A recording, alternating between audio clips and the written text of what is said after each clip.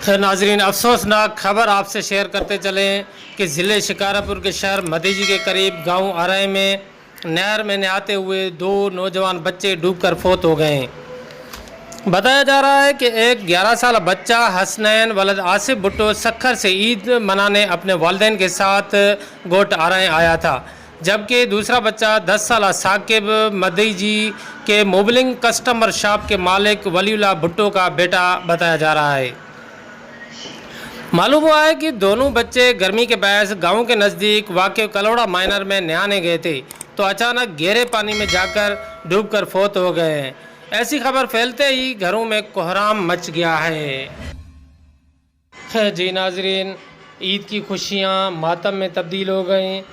2 नौजवान बच्चे माइनर में नहाते हुए गहरे पानी में जाकर डूबकर फौत हो गए हैं।